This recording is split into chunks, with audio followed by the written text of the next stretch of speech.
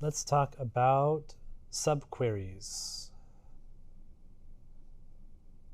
I was actually pretty impressed that I got this far in the course and I did not actually end up talking about subqueries until now because I end up using them quite a bit. What if you are looking for the cast of Tron Legacy, but you don't remember the ID? There's a couple ways you could do it. I'm sure you could probably fathom it with different things. You could do joins and things like that. Or we can just do a subquery. So you can do select p.name for person.name from casts C, inner join people P on c.person id equals p.id where, and you just want to say like c.movie ID equals whatever the ID is of Tron Legacy, right? Well, you can do that actually. You can say equals, and then you're going to put a parentheses here, and you can actually put a second query in here. So I'm going to say select ID from movies where name equals Tron Legacy. And then I'm just going to close that particular subquery. That's what the parentheses mean. And I just hit semicolon. So I just wrote my query down to the point where I was like, I need to get a second query here to figure out whatever the ID is from what Tron Legacy is.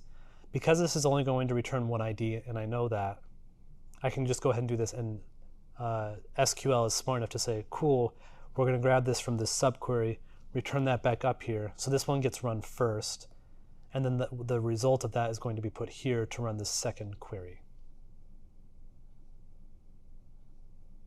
Very common. You're going to use subqueries all the time. But keep in mind that you've turned now one query into two queries. There's a performance implication for that. Nesting makes things harder to read. Frequently, you can do this in a better way. I would typically err on what's the most readable query versus what's the most performant one. Typically, the performance profile is not going to be that different. If it is that different, then you need to make adjustments. But if they're the same, then err on the side of what's readable. Sometimes subqueries make it better. Sometimes subqueries don't make it better, and you have to be the judge of that. So just to drive home a point, this is this query with a subquery. This is the exact same query using joins.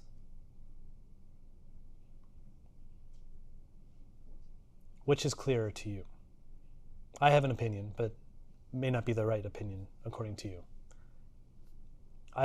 I do think this one, in this case, this is more clear.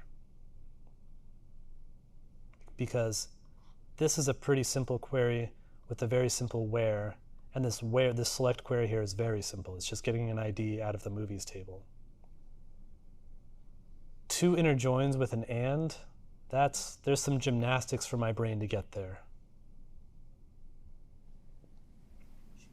And it kind of feels like if you did the wrong join at the wrong time on a performance database, you could like...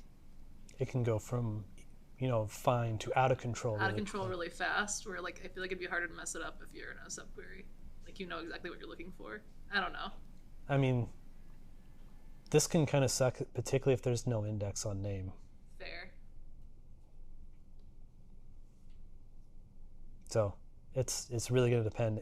In my particular case here, the subquery one was 308, and I think this is without the index, and the second one was 175. Depending on what you're doing, that might be acceptable, that might not be acceptable. It just really depends. If it's a cron job that runs once a week, who cares, right? It could be 10,000, I don't care, right? If this gets run 100,000 times a second, I very much care. Your joins are typically going to be faster. Just as a general rule, joins are going to be faster than subqueries unless you have some